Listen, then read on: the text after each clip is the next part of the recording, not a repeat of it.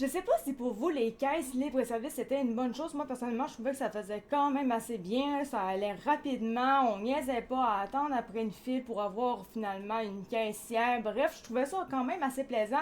Mais ça a l'air que c'est pas vraiment une bonne idée en réalité, de ce qu'on en comprend avec le journal du geek.com, qui a d'ailleurs été écrit par Grégory Poujol le 5 février. En fait, on parle de vol à l'étalage, d'insatisfaction des clients, il n'y a rien qui est efficace, il n'y a rien qui tourne bien. On va tout de suite aller vers le bas ici de la page. Les caisses en libre service, c'est plus automatique.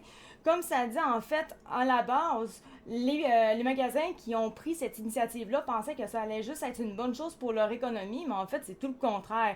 Malgré les espoirs placés dans cette technologie, de nombreuses enseignes font marche arrière. Des chaînes de magasins comme Target, Walmart aux États-Unis ou Boots, que je connais pas du tout c'est quoi, au Royaume-Uni, c'est peut-être la raison pour laquelle que je connais pas du tout c'est quoi, je suis pas du tout au Royaume-Uni, réduisent leur dépendance à ces systèmes pêle-mêle ou reprochent aux caisses automatiques leur lenteur, l'inefficacité et les problèmes de vol à l'étalage. Il y a Todd Vazos du CEO de Dollar Général, j'ai aucune idée, je sais pas si vous avez ça chez vous, moi j'ai aucunement ça par chez nous, je sais pas du tout de quoi qu'il est question comme genre de boutique, mais lui a admis devant des investisseurs de l'entreprise, et je cite, nous avons trop compté sur les caisses automatiques dans nos magasins.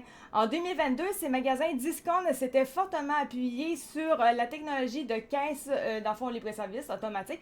Il n'est d'ailleurs pas rare de voir seulement un ou deux employés gérer un dollar général entier dans certaines zones. Bon, peu importe que ce soit un dollar général, je sais pas c'est quoi, ni où, whatever, peu importe, il reste que c'est vrai que quand on s'en va dans une boutique en général où est-ce qu'il y a une caisse libre-service, ben on voit qu'il y a pas mal moins d'employés. T'as un ou deux employés effectivement pour vérifier si tout va bien avec les caisses, si les gens font bien ça avec les caisses, il n'y a pas de problème et autres. Pour ça, il n'y a pas grand monde, on va se l'avouer. D'ailleurs, soit en passant, ça je me l'ai toujours dit, quand je les vois travailler, je me dis, ah c'est que ça a l'air plate comme job. Mais vraiment, ça a l'air ennuyant. Je continue. L'enseigne prévoit maintenant d'augmenter le nombre d'employés dans les magasins. Évidemment, c'est sûr que s'ils font marche arrière avec les caisses libre-service, ben, ils n'auront pas le choix d'augmenter le nombre d'employés parce que sinon, ça ne marchera pas mieux. Ils disent en particulier dans la zone de caisse. Bon, ok, on l'avait compris. Cette déclaration souligne un changement de cap notable alors que les données révèlent des taux de perte pour les détaillants utilisant la technologie de libre-service plus élevés que la moyenne de l'industrie. Cette déclaration souligne un changement de cap notable alors que les données révèlent que les taux de perte pour les détaillants qui utilisent cette technologie-là, en fait, il y a encore plus de pertes que la moyenne qu'il y avait habituellement avant. Donc, c'est pas vraiment une bonne idée. Du côté des consommateurs maintenant, l'accueil initial de la technologie a été positif, mais les frustrations s'accumulent. Une enquête réalisée en 2021 auprès de 1000 consommateurs américains révèle que 60% d'entre eux préfèrent utiliser le paiement en libre-service plutôt qu'une caisse avec du personnel. Mais 67% ont connu des échecs avec cette technologie. Bon, moi, c'est sûr que quand je voyais 60% puis 67%, je me disais, ben, ça peut pas marcher, mais en fait, d'après moi, ces danseuses-là qui techniquement l'utilisent. En fait, ben, c'est pas tellement. Eux autres, ça fonctionne pas. Ils l'utilisent, mais ça a été échec, fait finalement, j'imagine qu'ils ont arrêté. C'est ce que j'en comprends dans les chiffres.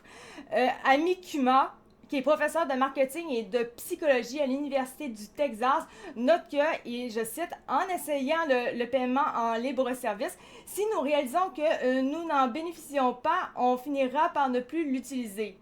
Oui, bon, en fait, c'est un petit peu logique en quelque part. C'est sûr que si tu mets de l'argent là-dedans, mais que finalement, il n'est pas utilisé ou que le monde arrête de l'utiliser, ben, c'est vrai que ça sert absolument à rien. Donc, on va revenir comme avant, tout simplement.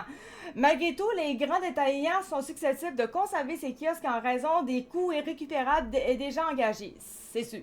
Une fois que tu l'as acheté, là. À un moment donné, tu peux plus te faire rembourser après un certain temps. La tendance se dirige toutefois vers le choix laissé aux clients d'interagir avec un humain ou une machine, ce qui éloigne la grande distribution de la dépendance exclusive à la technologie de libre service.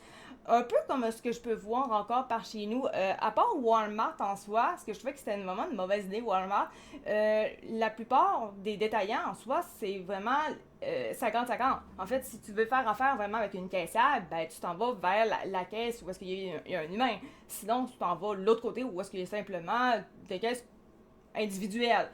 Donc, rendu là, c'est correct, j'ai pas mon dire. Moi, celle-là, je l'approuve.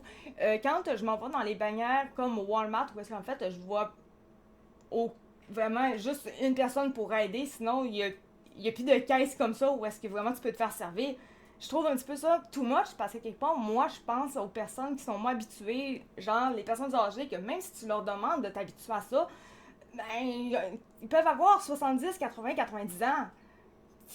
Tu peux pas leur demander des affaires comme ça. Fait que oui, là, rendu là, ils peuvent se faire aider par la madame. Mais après ça, si tu veux payer en argent, c'est une problématique. Puis il y en a beaucoup des personnes âgées encore qui veulent payer par argent. Personnellement, je peux vous le dire, moi, je suis revenue un petit peu avec l'argent cash. Fait que oui, j'ai besoin quand même d'avoir une personne qui va m'accueillir parce que j'ai de l'argent cash sur moi encore.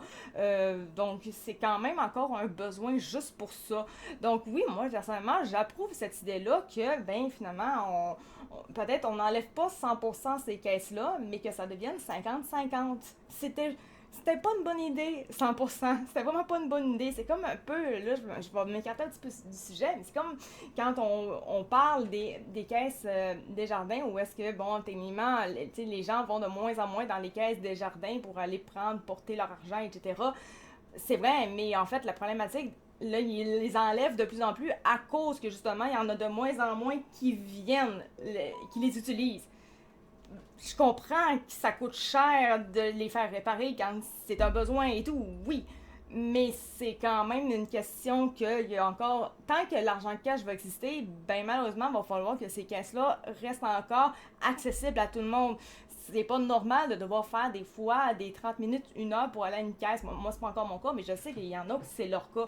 Donc, de devoir mettre beaucoup de temps, donc 30 minutes, 1 heure pour aller à une caisse finalement, juste pour aller prendre ou porter de l'argent, whatever, c'est pas supposé quand même. Même si je comprends l'effet que ça coûte de l'argent, puis que c'est pour ça qu'ils en enlèvent, il reste que tant que tu vas avoir de l'argent cash, ben tu n'auras pas le choix de continuer avec ce service-là quand même.